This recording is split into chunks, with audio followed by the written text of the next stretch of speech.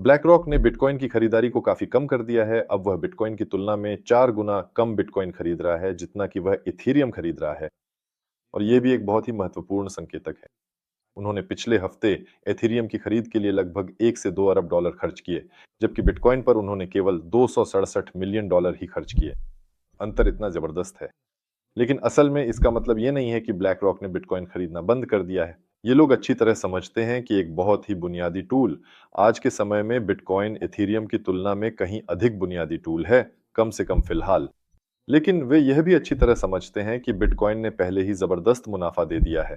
और आपकी जानकारी के लिए बिटकॉइन ब्लैक रॉक के लिए अब तक की सबसे बेहतरीन चीजों में से एक रहा है।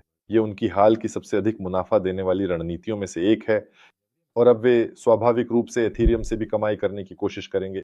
और इसके बाद दोस्तों वे अल्ट कॉइन्स की ओर बढ़ेंगे। वे वहां पहले से ही कानून के मसौदे अल्ट कॉइन्स पर ईटीएफ या शायद अल्ट कॉइन्स पर कुछ इंडेक्स तैयार करने लगेंगे। लेकिन कुल मिलाकर पूरी ये इंडस्ट्री ऊपर की ओर उड़ान भरेगी।